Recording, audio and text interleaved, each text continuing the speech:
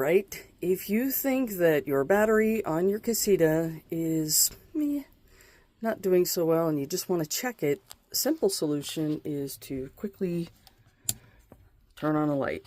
Okay, your lights run on DC power. Translation, that is your battery. Alright, when you get your Casita, typically they're going to give you one of these little voltmeters that you can plug in. For this 2022 Spirit Deluxe, I have a plug under here, and there's also one by the TV. I'm going to tell you right now, if you have the entertainment package, the one to the left of the TV is an absolute pain in the butt because the TV is in the way. So this one right next to the little bench seat is perfect. So we'll plug that in. And so right now I'm showing about 13.6, and that is because I am hooked to shore power and the battery is actually getting a constant charge. Yesterday when I was doing some battery tests and unplugged it, it was hovering around 12.5. So and that's good. It's 12-volt battery, so that meant my battery was still in good shape, even though it's past its 3-year limit. So now, let's go get some information on the battery. Okay, I have a 2022 Spirit Deluxe, and I wanted to get my battery information because I have everything that came with the Casita in this binder. And I was like, wait a minute, I thought I had an AGM, so I want to go ahead and check and make sure. The instructions in here are for the regular Interstate battery, the one that you actually have to check water on every few months. But I again recall they said I had an AGM, so here's, now the Casita video I saw showed one wing nut right in the middle. However, I have two separate ones. Be sure to hold these bolts with your index finger as you're taking them out so you don't drop them. Okay, so those two are out. You do have a nice Velcro strap. Make sure you loop it through the hole and save it. And these cables are long enough for you to pull this out with both hands. This is a very heavy battery, so take both hands. By the way, this compartment, to unlock it, it had never been opened previously. Has a vent here and a vent on the bottom underneath, and it took a little wiggling and then pulling on this handle to unseat it. The seal was pretty good, so just give it a good tug once you unlock it. The key is, for me, the one that is pretty plain and rounded. Okay, well, this is interesting. There's no handle on the top like a normal battery. It's shown in the Casita videos. I did kind of I pushed up on the bottom because this thing is heavy, and was able to just kind of scooch it with these two here. I'm not sure if that's what that's for, but oh well.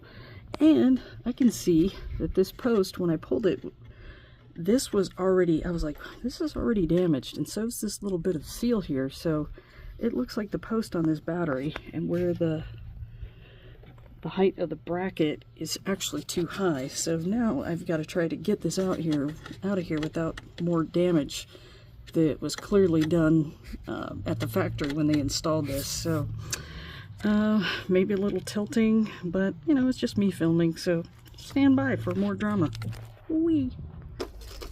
Okay, well now I have man hands here, otherwise known as the Brofessor. He's looking at it too. Really high. Yeah, that post is up pretty high. Looks like they used the standard bracket and then didn't do anything for the higher post on the AGM. So yeah, and we figured out, figured out this is your handle, the thing I was pulling on to start with, but not very helpful when you're trying to get it out. So yeah, it really pisses me off that they did this. Yeah. That's a normal maintenance recurring item, and I'm like, so I'm half tempted to take a rat tail file and just file out that little spot there. So anyway, more to follow.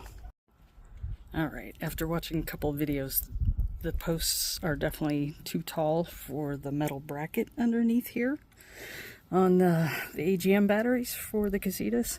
So I finally managed to get this far enough up the handle, and then to get it past the damage that was done at the factory on the fiberglass here.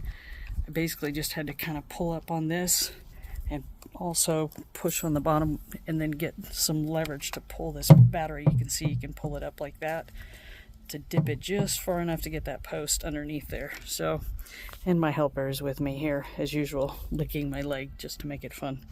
Anyway, so we'll do the tilt method on the back post and get this battery out so we can record the information. What do you think, JoJo? Thankfully this thing's unplugged.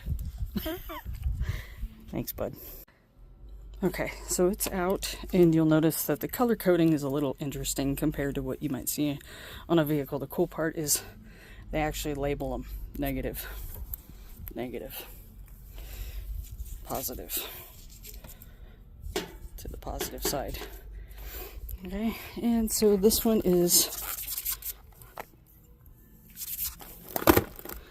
31 AGM 7 on this one, so I'll record that information. That way if I get stuck somewhere, my whole idea here of taking this out and recording the information is the trailer is now 3 years old. If I get stuck somewhere, can I get it, say, at a Costco where I normally get my Interstate batteries? How much would that cost? Those kinds of things, and just be prepared. Not only that, but taking it out in the first place.